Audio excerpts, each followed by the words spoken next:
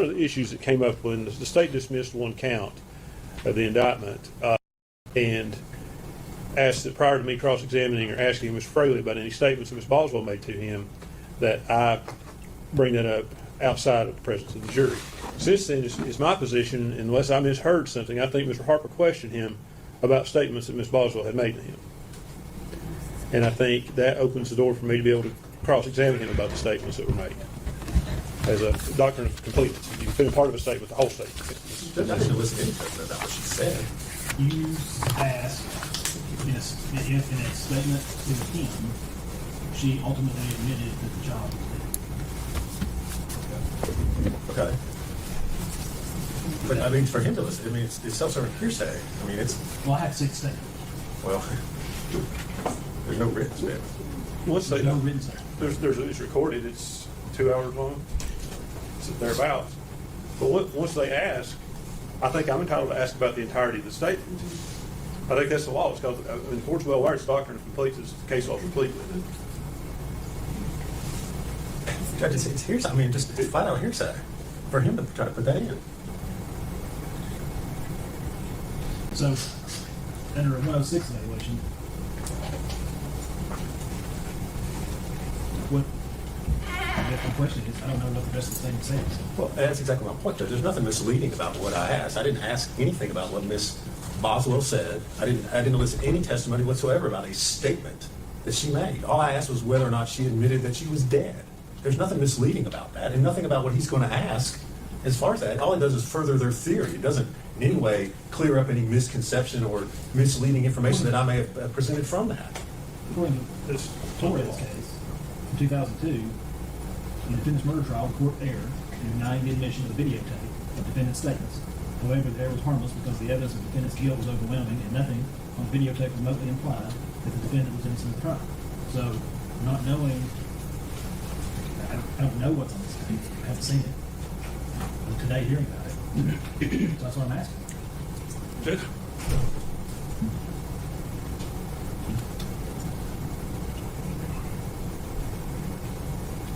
My understanding of that doctrine, it doesn't. I don't have to show that there's something misleading. Judge, absolutely, he does. I mean, it's right out of the. Can I finish? I listen to you. I mean, no disrespect to anyone here. I'm not trying to upset anyone, but in Torres, there was an issue about that. There are other cases besides Torres. That's the first one I pulled up. There's a State versus Brewer it's the same thing. It's an issue of fundamental fairness. They ask about the statement, then they say, I can't ask about the parts I want to ask about. And if we need to take a minute, I've asked the court for a minute so we can print a couple of those cases and make sure we, I want to do this right. I know you want to do it right. Yeah. You've got the cases on that. Okay. Judge, I think there's a good explanation in the unpublished case of State versus Dillon Brewer. That can be found in 2019 Westlaw 1109917. I forwarded that to your assistant and asked her if she could print it. I have not. And I've given that citation to the state as well. And Judge, I would go back to the part, the rule requires that a writing or recorded statement or part thereof be introduced by a party.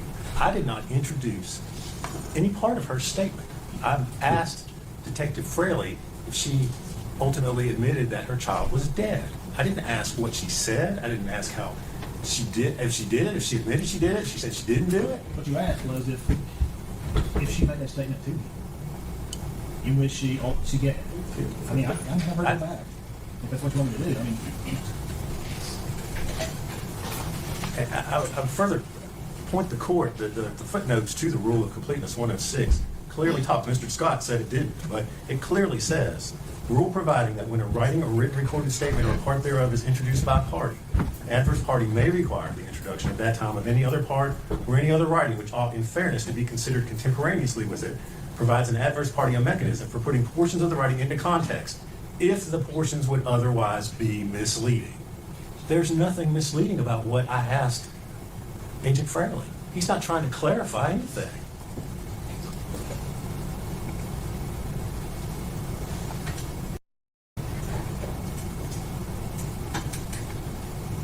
Unless he's in some way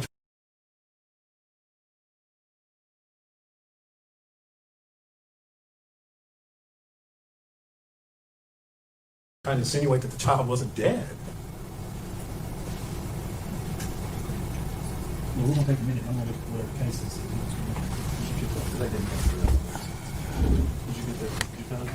Yes, Judge, they're having a hard time going through. If we can have a minute, I'll collect and send them back. Yeah, I just may need time to do it. Back to your staff. Okay.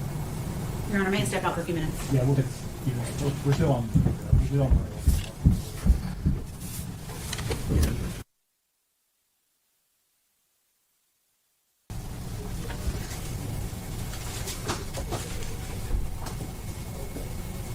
All right, Mr. Scott, you handed me 4, 3, 4 cases? 4, I think. Here, here. Judge, I handed you the unpublished case of State versus Brewer, and that case contains a pretty good explanation that it does cite to several published cases. If you go to, if the version you have of Brewer has a page 12 at the bottom, does it?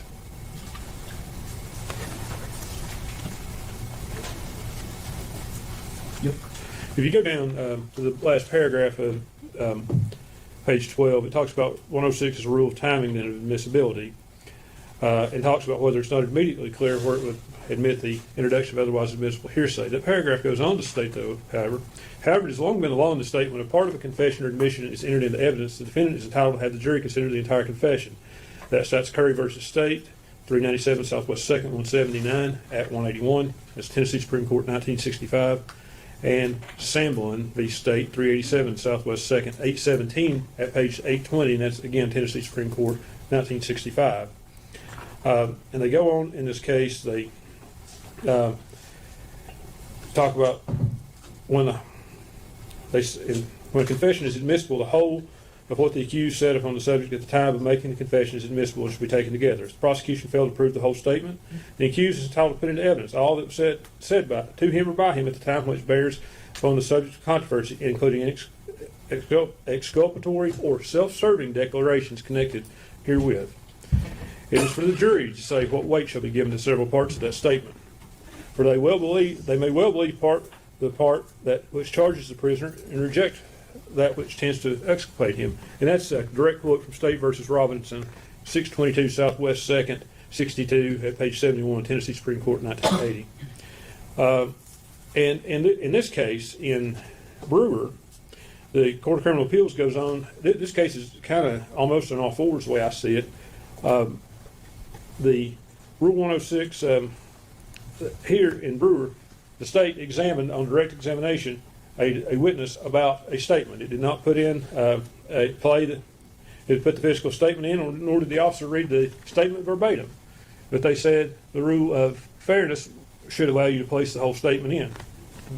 And I think, Mr. Fraley was asked in this case, he was asked about taking a statement. I think he was asked a couple of times about taking a statement. And he was asked about her admitting that the child was dead. Well, certainly in a missing persons case, when you admit to the police that it's been shown and alleged that you're lying to, and Mr. Fraley, although the court granted an objection, said earlier that she was telling lies. And then when she fesses up and says the baby is dead, certainly the court should take that as a confession. And I think he was asked about the baby being dead, and the response was that the baby was dead among other things. So that leaves that out there for the jury to be wondering what the other things are.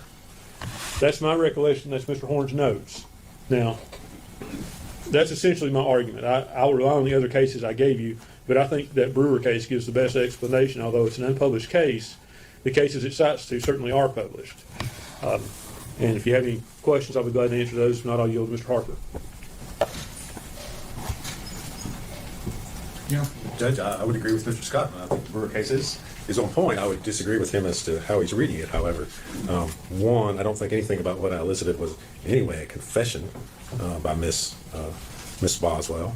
And two, I would rewind a little bit from where Mr. Scott quoted on page 12 of the opinion, because the danger that we're trying to avoid here is misleading the jury by providing only inculpatory parts or parts that somehow make the defendant put the defendant in a bad light, and not putting forth the parts that are inculpatory or in some way would mislead the jury about the proof. And then the paragraph above where Mr. Scott quoted the rule of completeness that was explained by the Supreme Court, it talks about that the rule must do one of the following, and then it lists 4 things. 1, explain already admitted proof. 2, place admitted proof in context. 3, avoid misleading the trier of fact. Or 4, ensure a fair and impartial understanding of the already admitted proof. Well, what he's trying to elicit doesn't do any of that stuff. See, that's my problem. My problem is I don't know what he's trying to do. Well, I have not been told yet. all right, I guess I'll go ahead. I believe he's trying to elicit that what Ms. Boswell told Agent Fraley was that her... Step out.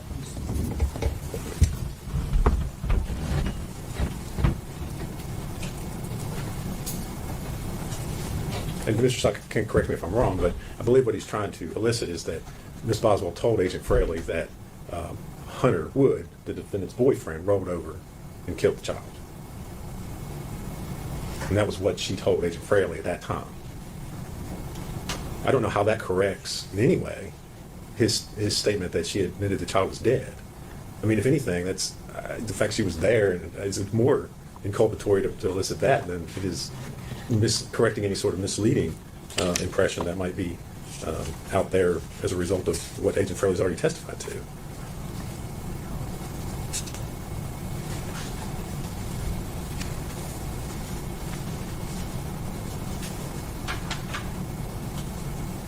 Are you satisfied that that's an accurate summary of what the proof is, or do I need to hear the whole 2 hours? I would, Because there's, in this case, I don't recall which one it is, but I read that one of the arguments was that the defendant, possibly the post-conviction case, there was argument that because the judge relied on the summary of the proof instead of reviewing the entirety of it, that the judge couldn't make that decision. I think, and Mr. Harper can correct me if I'm wrong, I think I'm generally satisfied with what she's saying, but she explained how the baby died, where the baby, or maybe not where the baby went, but I think that Hunter took it in that statement. Am I right about that? Yeah. She gives an explanation, and I guess what I'm trying to say right now is it's fundamentally unfair, and I think it does satisfy at least 1 or 2 of those things that Mr. Harper's talking about in the paragraph above from Brewer.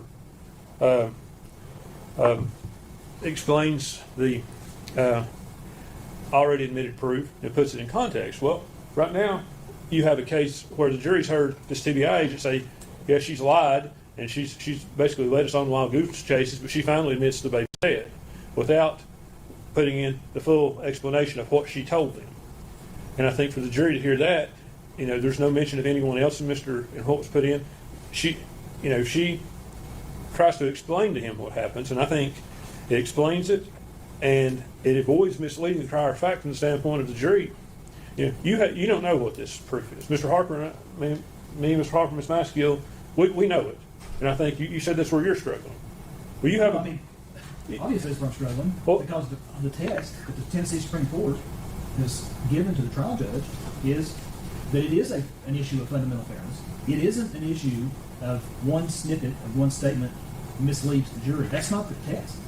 That's not the question. The question is it fundamentally unfair if I, as a trial, don't allow you to put in the entirety of the statement based on the very narrow, and I understand General Harper was being very careful and cautious in what he was asking. So what I think where we're at is that I'm going to have to, is it transcribed? Is it audio? Is it video? Print video. It's 2 hours. Well, I guess we can fast forward. I think I got a clip of just that portion. Well, here's the other thing. If you want to give me just a clip, obviously it speeds it up today.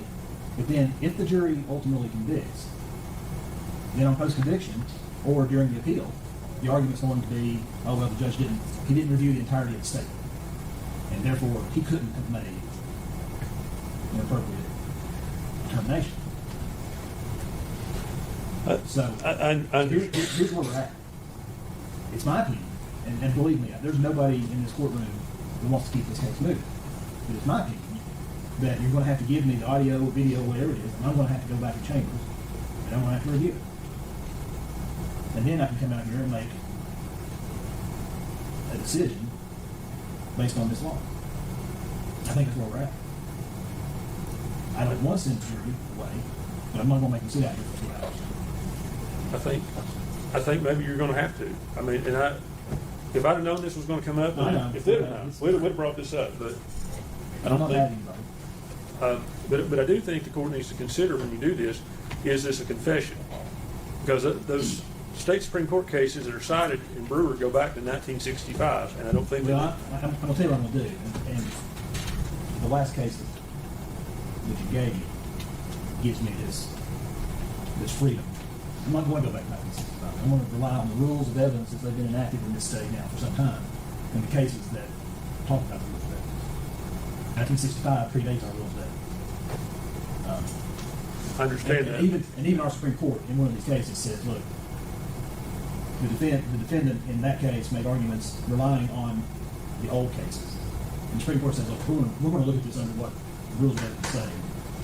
And that's where that's my start. Okay. I want you to understand my position is this. I think the defendant, under due process protections given to her by both the Tennessee Constitution and the federal Constitution, has a right to fundamental fairness. And I think those cases, that's what they're talking about, is fundamental fairness. So Okay, just sit there. I'm not sure that there's a difference between, if there's the rules of evidence provide for fundamental fairness. I understand what you're saying.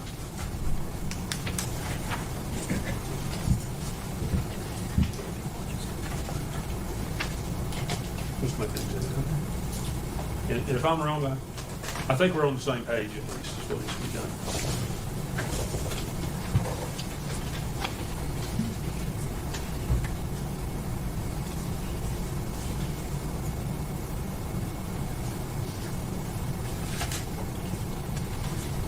I'll find it. I'll comment about it when we get it. Yes, sir. But where we're at right now is I'm going to have to bring the jury in.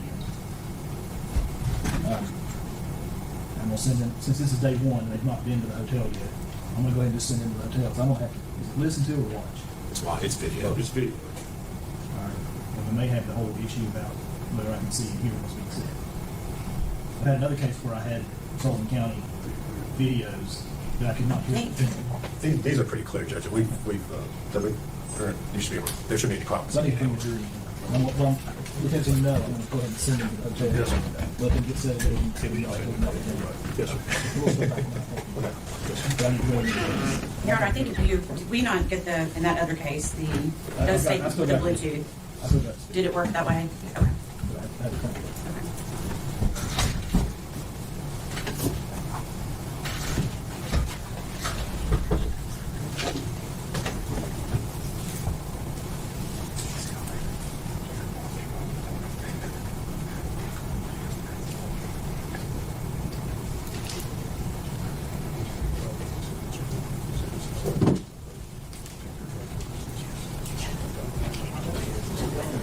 One stand, please.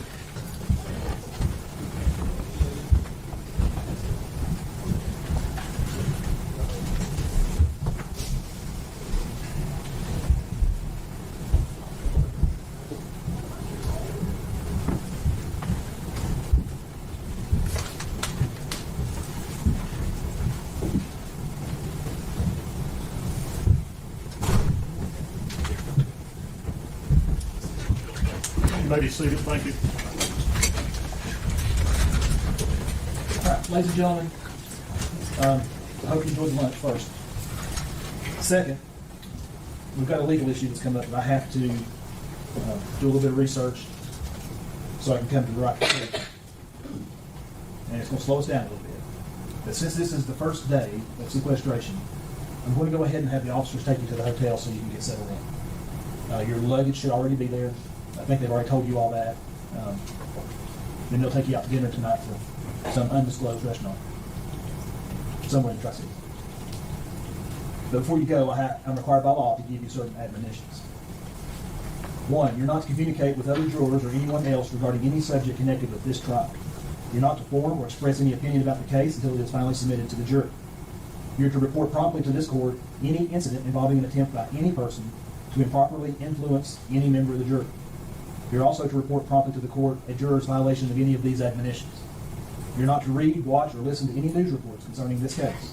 And you're to decide this case solely on the evidence introduced in this trial. Okay? Now, we'll start back at 9 o'clock in the morning, and I will see you then.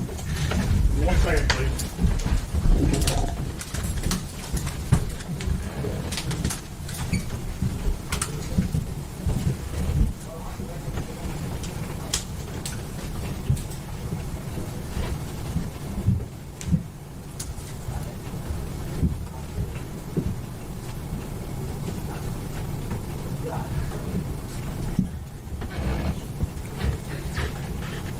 You may be seated, thank you. So, y'all, we'll be in recess till 8:30 in the morning. I need y'all to get that statement to me in James. Yes, we approve.